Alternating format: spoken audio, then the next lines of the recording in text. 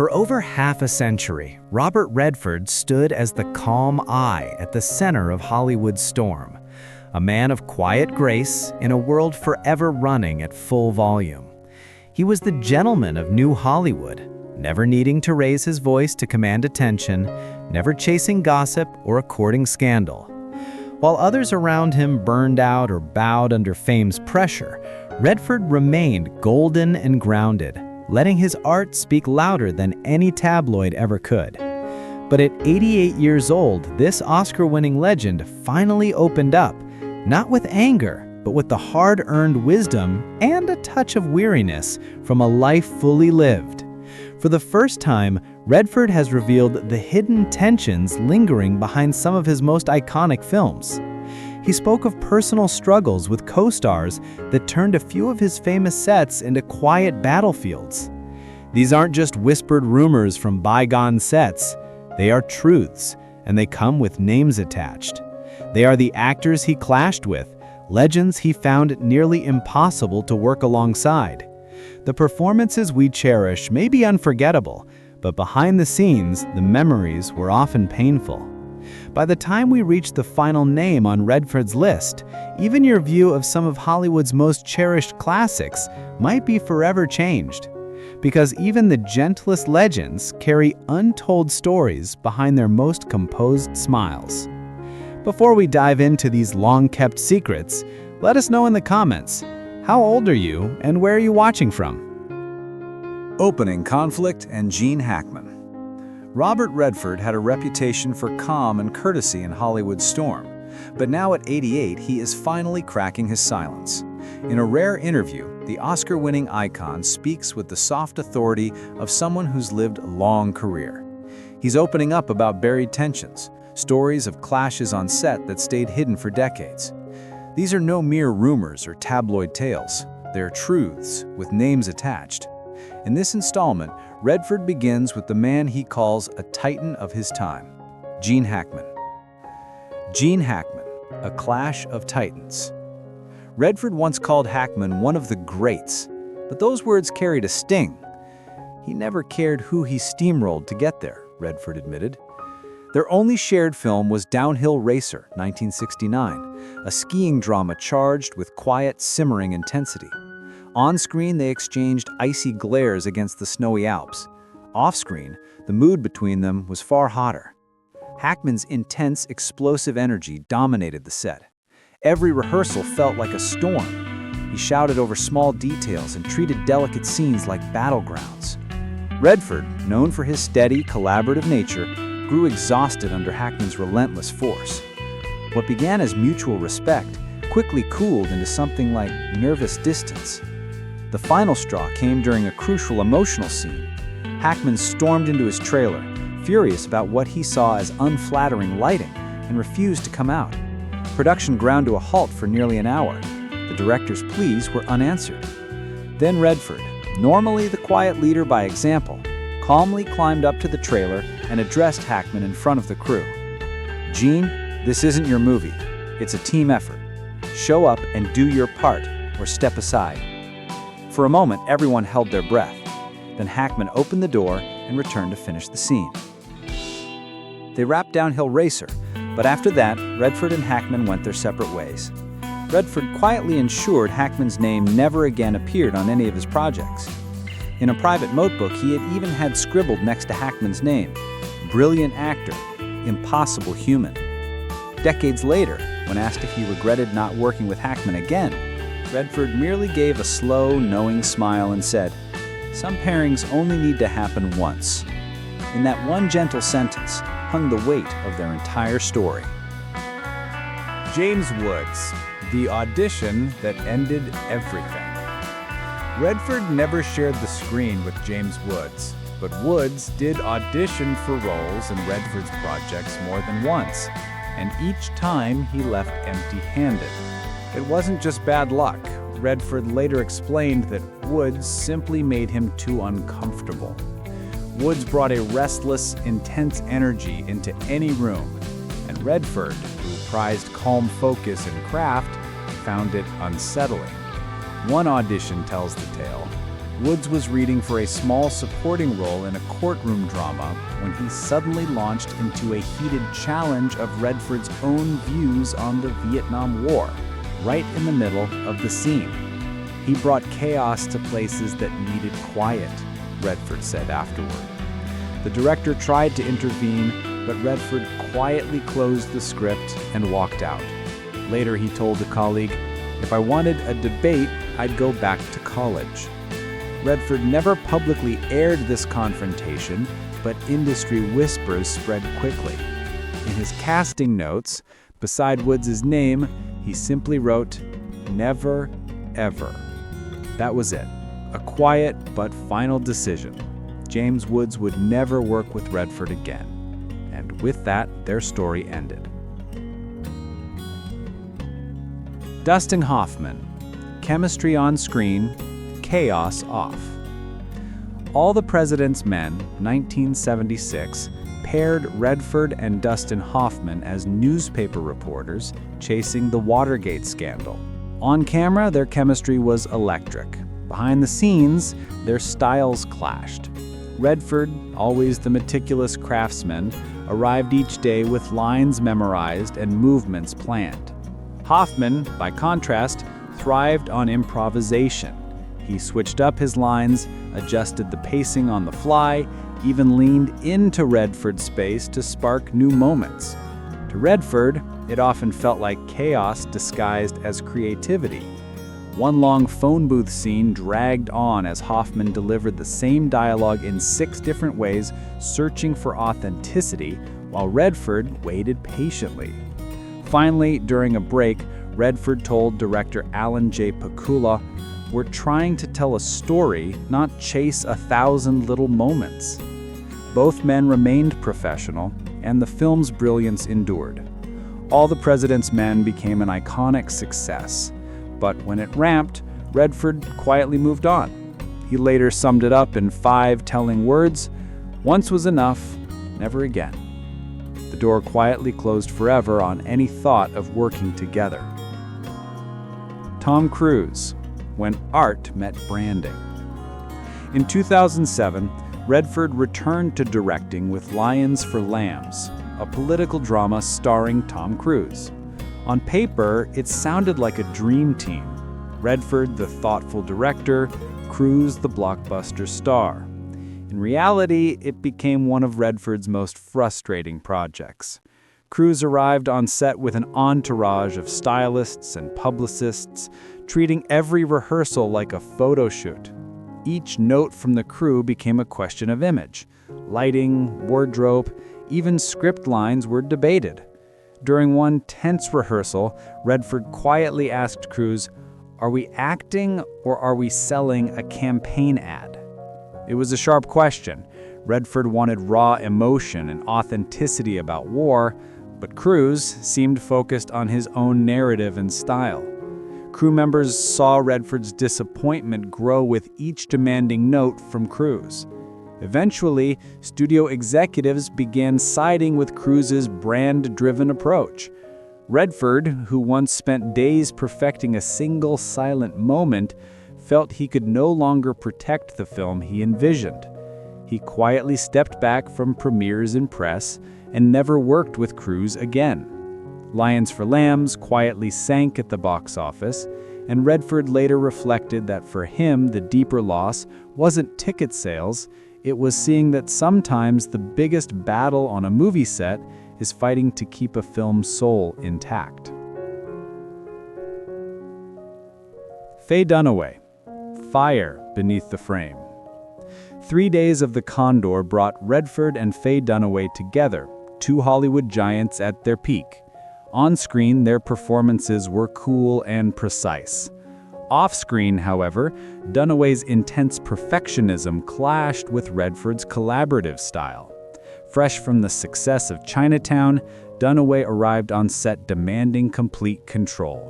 She questioned scripts, tweaked lighting, and required endless takes for the tiniest details. Redford, who believed in trusting his directors and crew, grew frustrated by what felt like constant micromanagement.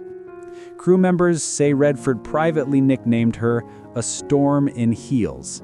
The tension finally boiled over during a script meeting when Dunaway passionately challenged her character's arc. Redford, unaccustomed to this kind of on-set pressure, snapped, "It's espionage, Faye, not Chekhov." Dunaway stormed out and returned the next day as if nothing had happened, but the ice never thawed between them. After Dunaway wrapped filming, Redford quietly requested a body double for her insert shots, a subtle way of keeping them apart. Years later, when asked about working with Dunaway again, Redford gave a tight smile and simply said, "She's unforgettable." The compliment was polite but faintly ironic, a reminder that some collaborations are simply too fraught to ever repeat. Robert Duvall, Fire and the Symphony. Redford and Duvall finally shared the screen in The Natural, 1984, a classic baseball drama. But their artistic approaches were like oil and water. Redford saw filmmaking as composing a careful symphony, every scene rehearsed, every emotion measured. Duvall was more like a jazz musician, improvising lines and movement in the moment. During one pivotal confrontation scene, Redford needed a very specific emotional note, but Duvall peppered the moment with a series of sarcastic ad-libs that threw Redford's rhythm off balance. Finally, Redford lost his temper and snapped, "It's not your movie," stopping the take. Duvall shot back quietly but firmly, "It's not anyone's until it's real." For 15 tense minutes, the cameras rolled as the two stars stood locked in a silent stare-down, the tension crackling through the studio. When the director gently called cut, everyone knew things had changed. Redford later admitted bluntly, "He's brilliant, but I don't need to go through that again." The creative rift was that deep. After the movie ended, the two legends simply went their separate ways. They never spoke on press tours or collaborated again. It was a final reminder that even among the greatest talents, two fires can't always burn brightly side by side. In the late 2010s, Robert Redford quietly prepared to walk away from the spotlight. At age 82, he announced that his next film, The Old Man and the Gun, 2018, would effectively be it for his acting career. In that interview, he told Entertainment Weekly he had been acting since age 21 and had concluded that this would be it for me in terms of acting. I thought, well, that's enough. Almost immediately, however, Redford regretted making any announcement at all. He later called it a mistake and said he should have simply slipped quietly away from acting, choosing not to draw attention by talking about retirement. In other words, Redford engineered a gentle exit. After The Old Man and the Gun, he moved on without fanfare. By design, Redford's latter years were defined more by mentorship than by headlines. On screen, he built a legacy over 5 decades, starring in classics like Butch Cassidy and the Sundance Kid, The Sting, All the President's Men, and others. But increasingly, his focus was on supporting new voices. In 1978, he co-founded the Sundance Institute and Festival to champion independent film. As he told People, "It means a lot to me. I've devoted so much of my life to it." He viewed Sundance as a way to put something back into an industry that's been good to me. In short, Redford's legacy became twofold: the enduring classics he left on screen and the vibrant indie film community he helped create. Today, Redford seems at peace with the arc of his life. He often speaks as if his films will carry his voice into the future. As he told Euronews, he'd like to be remembered as someone who contributed something to the sustainability of our culture, because what will probably last the longest are the films that I've made.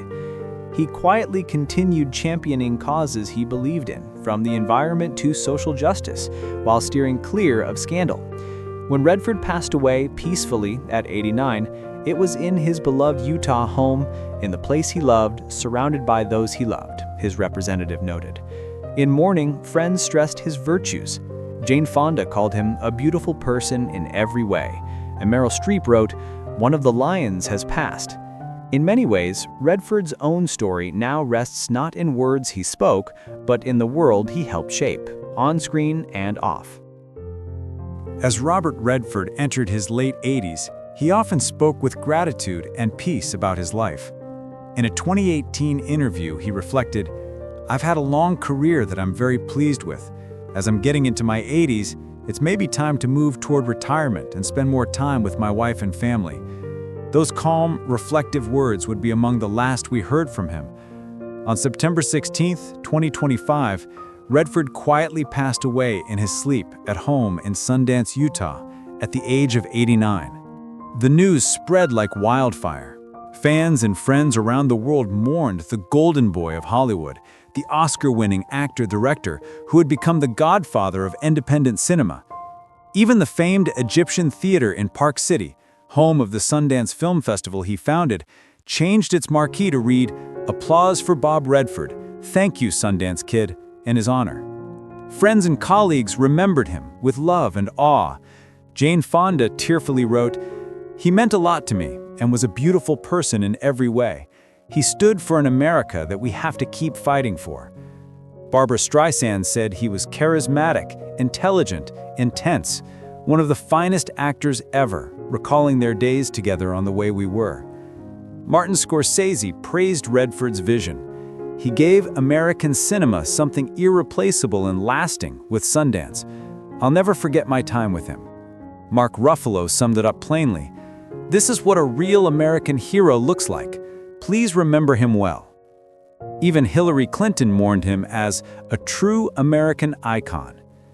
Each tribute shared the same wonder, how one man could shine so brightly on screen and inspire so deeply off it. Filmmakers noted how Redford turned his success into a force for good. As founder of the Sundance Institute and Film Festival, he helped launch an entire movement. Variety even called him a godfather for independent film. And throughout his life, he remained a passionate environmentalist, so much so that President Barack Obama once hailed him one of the foremost conservationists of our generation.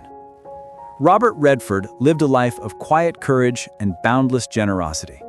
He brought people together, on the film set and in the wild spaces he loved, and he told stories that mattered. Though we grieve his passing, we also celebrate the legacy he leaves behind. In every snowy Utah mountain and every frame of film, we will remember his spirit. He may be gone, but Redford's impact, his laughter, his conscience, his vision, will stay with us forever. For over half a century, Robert Redford stood not just as a Hollywood icon, but as a gentle guardian of the American spirit. Known for his cool calm and timeless charm, he led us through the wilderness of cinema with a quiet strength that few have matched. As the camera lens fades on his final scene, it's as if the sun is setting on a proud hero, but his story doesn't end here. In the mountains of Utah, Redford built more than a ski resort. He built a home for filmmakers, a place called Sundance where other storytellers could find a voice. He believed that art should be a place of community and freedom.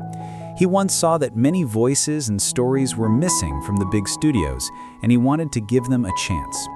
Through the Sundance Film Festival and Institute, he lit a beacon of hope for generations of artists. In doing so, he showed us that true success is measured not just by the awards we win or box office records we set, but by the doors we open for others. Redford's legacy also lives in the rivers and forests he fought to protect. A lifelong lover of the American West, he spoke up for the land when few dared. He once said, "Anytime anyone voices a concern about the quality of life we're going to be leading, we're called environmentalists, and I am one." Whether rallying against a destructive power plant or preserving wilderness on his own ranch, he taught us to love the earth as much as he did. He believed that art and nature together could make the world a better place. Looking back, what remains is more than awards or box office figures. It is the feeling he left us with. Redford was a man of integrity in a business that often forgets it. His greatest lesson may be that true legend isn't born from flashy headlines or loud proclamations, but from consistency, humility, and a passion for something larger than oneself. He showed us how to stay grounded amidst fame, how to lend a hand to others, and how to fight quietly but fiercely for what we believe in. So, as we say goodbye to Robert Redford, We also say thank you for the hope you stirred, the mountains you preserved, the films that still inspire us, and the stories yet to be told because you made room for them. In the end, perhaps the greatest part of his story is the one he passed on to all of us, a story of courage and heart, of art and nature intertwined. His legacy will continue to light the way, like a sunset that never fully disappears, but leaves the sky ablaze with memory. Every star has a story. Want more of Hollywood's hidden past? Like, drop a comment, and subscribe to Silver Legends.